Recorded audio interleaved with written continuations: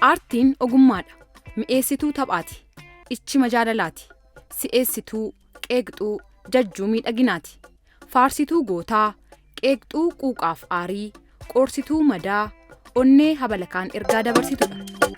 Gaddaa fi gammachuu ibsuu, qiiqii qabsiisuu keessattis ergaa fi haala jiruu karaa miidhagaa fi hawwataa ta'een dabarsuun meeshaa waraanaa du'atti hortu, fayyaa ajjeestuu, lubna onnachiistudha.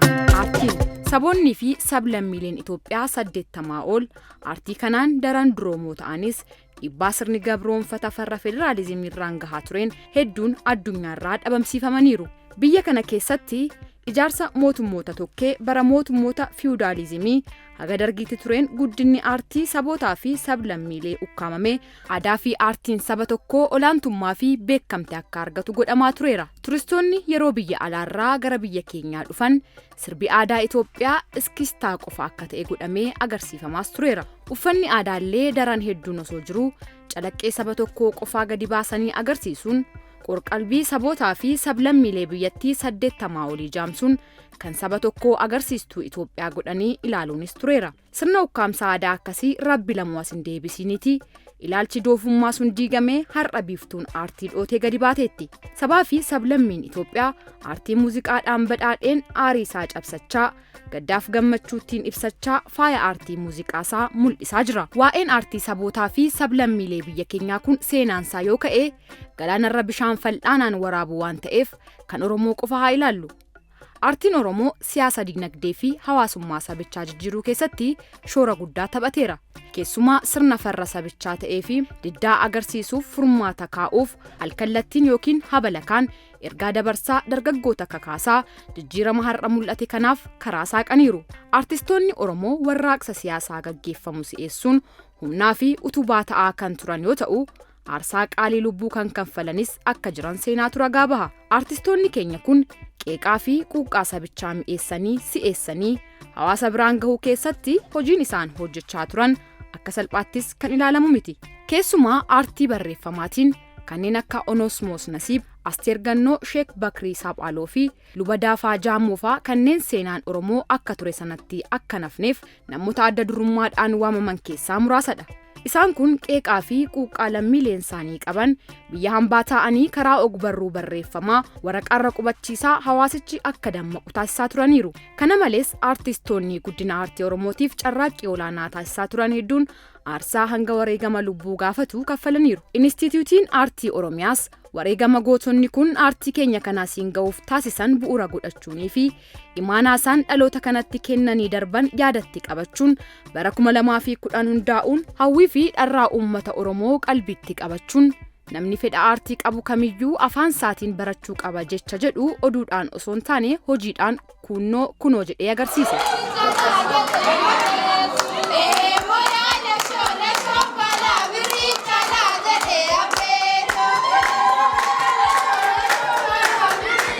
Giddugalli aartii kun yookiin Inistituutiin Aartii Oromiyaa guyyaa tokko jedhee hojii eegalee kaasee dargaggootaa fi namoota fedha aartii qaban kan hammana jedhamuu hin dandeenye abbaa ogummaawwan hedduu akka ta'an akkasumas ogummaa barataniin hojii uumanii hojjetanii ofii fi maatii isaanii deeggaraa akka jiraatan gochaa tureera.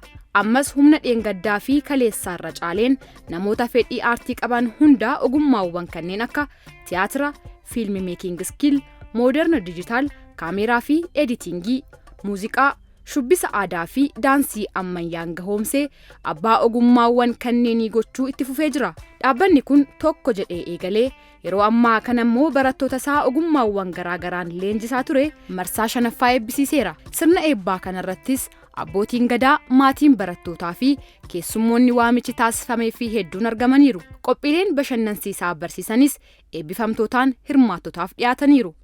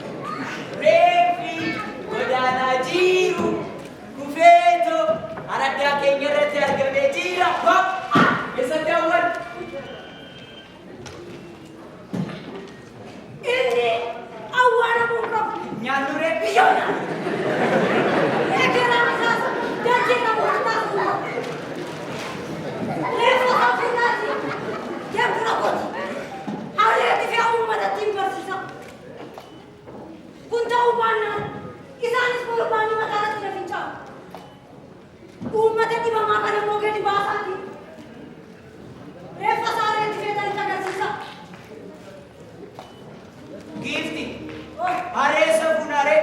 Lookoo keessa harreen ni beeti. Tokkotu jirta.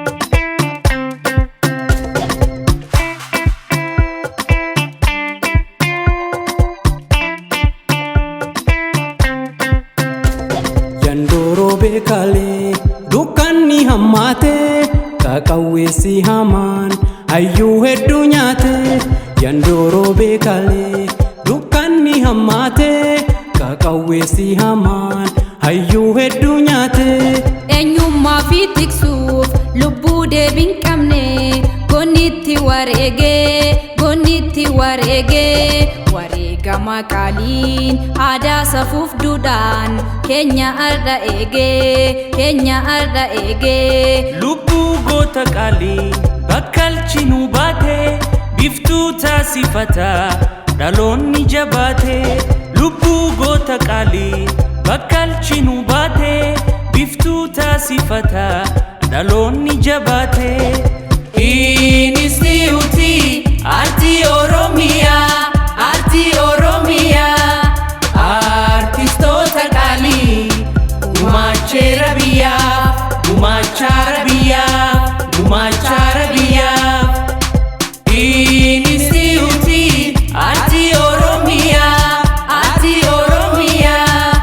artistoota qaalii gumaacha biyyaaf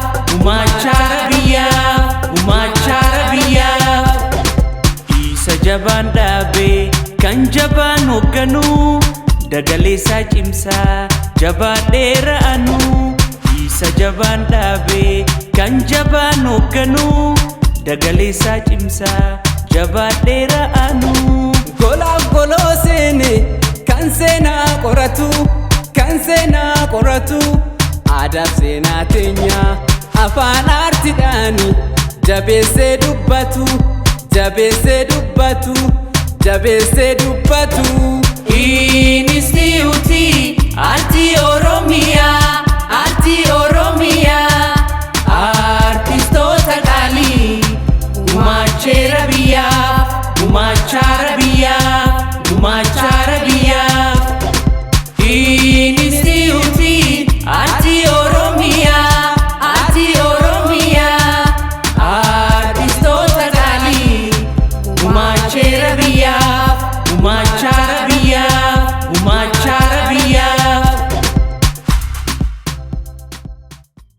Egaa guddinni aartii Oromoo hudhaa qulqullinaa keessaa akka bahuuf kennaa aartii ganamuma uumamaan namaa kenname barnootaan gabbisaa deemuun murteessaa fi isa ijoodha. Walumaa galatti aartiin rasaasa siyaasaa, diinagdee fi hawaasummaa waan ta'eef dandeettii uumamaan namaa kenname cinatti barnoota ammayyaawaatiin deeggaramaa deemuunis barbaachisaadha. Nutis aartiin dhalootatti darbaa jiru kun aadaa jiru osoo hin dagatiin, ammayyummaarraas osoo hin fagaatiin qulqullinaan jabaatee akka dhaabbatuuf tokkummaan aartistoota gidduu jiru kan amma jirurraa daran fooyya'uu qaba jechuun qophii keenya xumurra. Horaa bulaa.